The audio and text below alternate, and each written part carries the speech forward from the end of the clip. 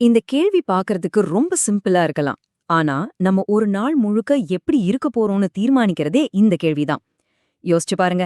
காலையில ஆஃபீஸ் போற அவசரத்துல ஒரு 4 இட்லிய சட்னில தொட்டு சாப்பிட்டுட்டு ஓடுவோம். ஆனா ஆஃபீஸ் போய் உட்கார்ந்த கொஞ்ச நேரத்திலேயே ஃபோன்ல பேட்டரி லோ ஆகுற மாதிரி நம்ம எனர்ஜியும் டவுன் ஆயிடும். சரி, மத்தியானமாவது நல்ல ஒரு கட்டு கட்டிரலான்னு பார்த்தா சாப்பிட்டதும் தூக்கம்தான் கண்ண கட்டும். உடம்புல தெம்பே இல்லாத மாதிரி ஒரு ஃபீலிங். இதுக்கு காரணம் நாம சாப்பிடுற சாப்பாட்டோட அளவில்ல, அதோட தரத்துல இருக்கிற ஒரு பெரிய ஓட்டை தான். அது என்ன? ஆமாங்க. இந்த எல்லா பிரச்சனைக்கும் ஆணிவேர் நம்ம உடம்புல இருக்கிற ஒரு மறைமுகமான புரோட்டீன் பற்றாக்குறை தான். ஊட்டச்சத்து நிபுணர்கள் இத ஹிடன் ஹங்கர், அதாவது மறைமுக பசின்னு சொல்றாங்க. அதாவது வயிறுத்த ரொம்பிடுது, ஆனா நம்ம உடம்புல இருக்கிற கோடிக்கணக்கான செல்களுக்கு தேவையான அத்தியாவசிய ஊட்டச்சத்தான புரோட்டீன் சரியா போய் சேரல. இதனால தான் சாப்பிட்டும் தெம்பில்லாம வண்டி ஓடுது, ஆனா பெட்ரோல் இல்லாத மாதிரி ஒரு நிலைமை. புரோட்டீன்னாலே ஏதோ ஜிம்முக்கு போறவங்க மட்டும் பவுடரா கரைச்சு குடிக்கிற ஒரு விஷயம் நம்ம ரொம்ப தப்பா நினைச்சிட்டு இருக்கோம். இந்த மறைமுக பசி சாதாரண பசி மாதிரி கிடையாது. இது நம்ம உடம்போட ஒவ்வொரு செல்லும் ஒவ்வொரு தசைநாரும் எங்களுக்கு எரிபொருள் பத்தல, எங்களால சரியா வேலை செய்ய முடியலன்னு எழுப்புற ஒரு வார்னிங் சிக்னல். இதை நாம கவனிக்காம விடும்போதுதான் முடி கொட்டுறது, அடிக்கடி உடம்பு முடியாம போறது, சின்ன வேலை செஞ்சா கூட ரொம்ப டயர்ட் ஆகுறதுன்னு பல பிரச்சனைகள் வரிசை கட்டி நிக்குது. நம்ம சாப்பாடு வயித்த மட்டும்தான் நிரப்புது தவிர செல்களுக்கு சக்தி கொடுக்க தவறுது. நம்ம ஊர்ல இது ரொம்பவே சகஜமான ஒரு டயலாக். அதெல்லாம் அந்த பாடி பில்டர் சமாச்சாரம்பா, நமக்கு எதுக்குன்னு சொல்றத நம்ம கேட்டிருப்போம். இந்த எண்ணம் நம்ம மனசுல ரொம்ப ஆழமா பதிஞ்சு போச்சு. ஒரு பெரிய புரோட்டீன் பவுடர் டப்பாவை பார்த்தாலே அது 6 பேக் வைக்கிறவங்களுக்கு மட்டும்தான ஒரு இமேஜ் கிரியேட் ஆயிடுச்சு. ஆனா இது எவ்ளோ பெரிய கட்டுக்கதைன்னு தெரிஞ்சா நீங்க நிஜமாவே ஆச்சரியப்படுவீங்க. இது ஒரு மிகப்பெரிய கட்டுக்கதை. ஒரு வீடை கட்டுறதுக்கு செங்கல் எவ்வளோ அடிப்படையோ அதே மாதிரி நம்ம உடம்போட ஒவ்வொரு செல்லையும், அதாவது நம்ம முடி, தோல், நகம், தசைகள், ஏன் நம்மளோட நோய் எதிர்ப்பு சக்தி செல்கள் வரைக்கும் எல்லாத்தையும் உருவாக்குறதுக்கும் ரிப்பேர் பார்க்கறதுக்கும் புரோட்டீன் தான் மூலப்பொருள். புரோட்டீன் இல்லாம நம்ம உடம்பு வெறும் அட்டைப்பெட்டி மாதிரி தான். அது நம்ம உடம்போட இன்ஜின், அதுக்கு தேவையான எரிபொருள். சரி, பிரச்சனை என்னன்னு இப்ப தெளிவா புரிஞ்சிடுச்சு. இப்ப தீர்வு என்ன? இதுக்காக ஆயிரக்கணக்கில் செலவு பண்ணி புதுசா எதையாவது தேடி போகணுமா? துளி கூட தேவையில்ல. தீர்வு நம்ம அஞ்சரை பெட்டிலையும் நம்ம சமையலறையிலையுமே இருக்கு. நம்மள சுத்தி இருக்கிற, நம்ம தினமும் பார்க்கிற சில சூப்பர் ஸ்டார் உணவுகளை பத்தி தான் இப்போ ஆழமா பார்க்க போறோம். ஆச்சரியப்படாதீங்க, நான் சொல்ல போற லிஸ்ட கேட்டா நீங்களே அசந்துடுவீங்க. ஏன்னா இது எல்லாமே உங்க வீட்டு கிச்சன்ல உங்க கண்ணு முன்னாடியே இருக்கிற பொருட்கள் தான்.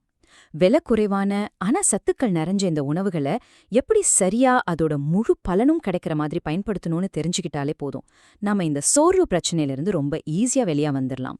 நம்ம தென்னிந்திய சமையலோட ஆன்மாவே இந்த பருப்பு வகைகளும் பயறுகளும் தான். சாம்பார், கூட்டு, சுண்டல்னு நம்ம கலாச்சாரத்தோட பின்னி பிணைஞ்சிருக்கு. ஆனா இதோட உண்மையான புரோட்டீன் சக்தியை நம்ம முழுசா உணர்ந்து பயன்படுத்துறோமான்னு கேட்டா அது ஒரு பெரிய கேள்விக்குறிதான்.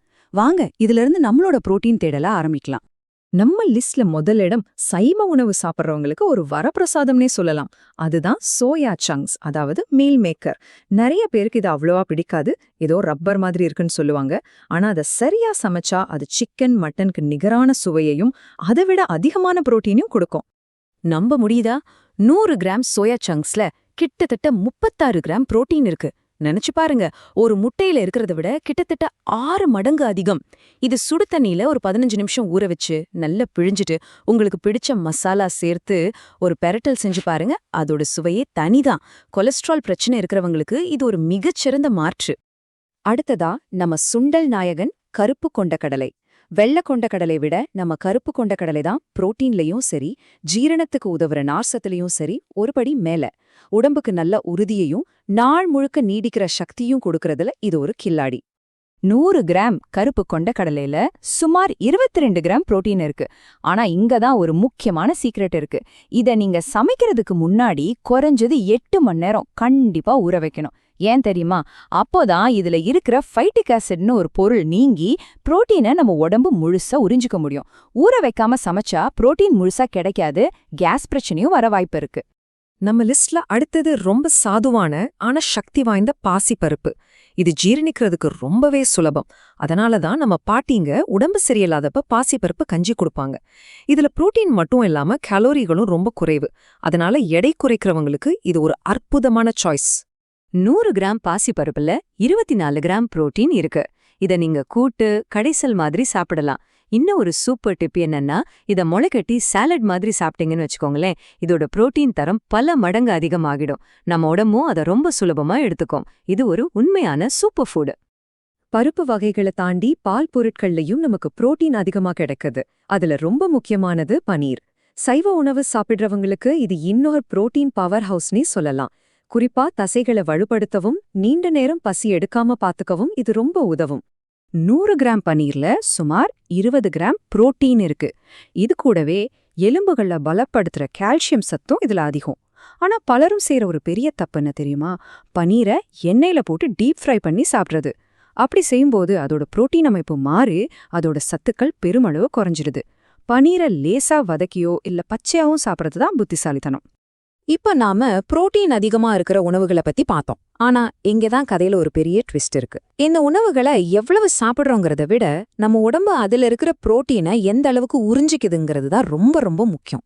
நீங்க என்ன சாப்பிடுறீங்கிறத விட அதை எதோட சேர்த்து எப்படி சாப்பிடுறீங்கிறது தான் இங்க இருக்கிற உண்மையான ரகசியம். ஆமா, சரியான காம்பினேஷன். ஒரு உணவை இன்னொரு உணவோட சேர்த்து சாப்பிடும்போது அதோட புரோட்டீன் தரம் பல மடங்கு உயர்ந்து ஒரு முழுமையான புரோட்டீனா மாறும். நம்ம முன்னோர்கள் இத உணவு முறையில இயல்பாவே வச்சிருந்தாங்க. அரிசியும் பருப்பும் கலந்த பொங்கல், இட்லிக்கு சாம்பார்னு இதுக்கு பின்னாடி ஒரு பெரிய அறிவியல் இருக்கு. ஆனா நாம தான் காலப்போக்குல அந்த அறிவியலை மறந்துட்டோம். இந்த ஸ்லைடை மட்டும் கொஞ்சம் நல்லா கவனிங்க. இதுதான் இந்த முழு பகுதியோட ஆஹா மொமெண்ட். யோசிச்சு பாருங்க, காலையில அவசரத்துல 2 இட்லியை தேங்காய் சட்னில தொட்டு சாப்பிட்டுட்டு போறோம். அதுல கிடைக்கிற புரோட்டீன் ரொம்ப ரொம்ப கம்மி. ஆனா அதே 2 இட்லிய 1 கப் நிறைய பருப்பு போட்ட கெட்டியான சாம்பாரோட சேர்த்து சாப்பிடும்போது உங்களுக்கு சுமார் 8 இருந்து 10 கிராம் உயர்தர புரோட்டீன் கிடைக்குது. ஏன்னா அரிசியில இல்லாத சில அமினோ ஆசிட்ஸ்கள் பருப்புல இருக்கும், பருப்புல இல்லாதது அரிசியில இருக்கும். இது ரெண்டும் சேரும்போது அது ஒரு கம்ப்ளீட் புரோட்டீனா மாறுது.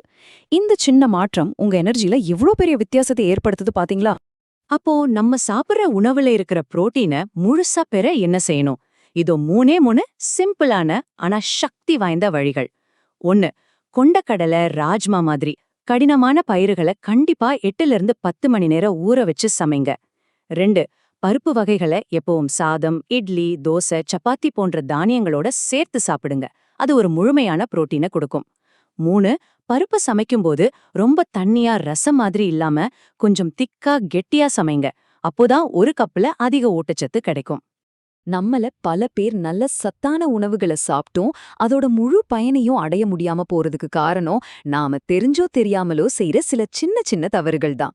இந்த தவறுகள் என்னென்னு தெரிஞ்சுக்கிட்டாலே போதும், அதை சரி பண்றது ரொம்ப சுலபம். வாங்க அத பத்தி பார்க்கலாம். இந்த லிஸ்ட கொஞ்சம் பாருங்க. இதுல ஏதாவது ஒன்னையாவது நீங்க வழக்கமா செய்றீங்களா? பனீரையோ வேர்க்கடலையோ எண்ணெயில பொரிக்கிறது. டேஸ்டா இருக்குன்னு நாம நினைக்கிறோம், ஆனா அதோட புரோட்டீன் சத்தையே காலி பண்ணிடுறோம். கொண்டக்கடலைய அவசரத்துல ஊற வைக்காம சமைக்கிறது. சாம்பார ரசம் மாதிரி தண்ணியா வைக்கிறது. ஏன்னா 1 கப் பருப்புல 2 நாள் ஓட்டணும்னு நினைப்போம். அப்புறம் மிக முக்கியமான தவறு, இட்லி தோசைக்கு எப்பவும் சுலபமா இருக்குன்னு சட்னிய மட்டுமே தொட்டுக்கிறது. இந்த தவறுகளை தவிர்த்தாலே உங்க புரோட்டீன் அளவு தானா அதிகமாகும். சரி, இவ்ளோ விஷயங்கள் பார்த்தாச்சு. இத கேக்கும்போது அடேங்கப்பா எதை சாப்பிடுறது, எப்படி ஆரம்பிக்கிறதுன்னு ஒரு சின்ன குழப்பம் வரலாம். கவலையே வேண்டாம். அதுக்கான ஒரு ரொம்ப ரொம்ப எளிமையான, நாளைக்கே நீங்க ஆரம்பிக்கக்கூடிய ஒரு ஆக்ஷன் பிளான் தான் இது. இதுக்காக நீங்க உங்க உணவு பழக்கத்தை தலைகீழா மாத்த வேண்டிய அவசியம் இல்ல. சின்ன சின்ன மாற்றங்கள் பெரிய வித்தியாசத்தை கொண்டு வரும். உங்களோட தினசரி மிஷன் இதுதான். முதல்ல நம்ம பார்த்த லிஸ்ட்ல இருந்து உங்களுக்கு பிடிச்ச 2 அல்லது 3 உணவுகளை தேர்ந்தெடுங்க. உதாரணமா கருப்பு கொண்டக்கடலை, பாசிப்பருப்பு, பனீர். 2வது அதை உங்க தினசரி சாப்பாட்டுல சேர்த்துக்கோங்க. எல்லாத்தையும் ஒரே நேரத்துல சாப்பிடாம காலை, மதியம், இரவுன்னு பிரிச்சு சாப்பிடுங்க. உதாரணமா காலையில இட்லிக்கு சாம்பார், மதியம் சாதத்தோட பாசிப்பருப்பு கூட்டு, ராத்திரி சப்பாத்திக்கு பனீர் மசாலா. இப்படி செஞ்சா உங்க உடம்புக்கு தேவையான புரோட்டீன் நாள் முழுக்க சீரா கிடைச்சு உங்க எனர்ஜி லெவல் ஸ்டேபிளா இருக்கும். இந்த சின்ன மாற்றம் அந்த மத்திய நேர சோர்வுக்கும் நாள் முழுக்க நீடிக்கிற பலவீனத்துக்கும் ஒரு நிரந்தர குட் பை செலவைக்கும். முயற்சி பண்ணி பாருங்க, வித்தியாசத்தை நீங்களே உணர்வீங்க.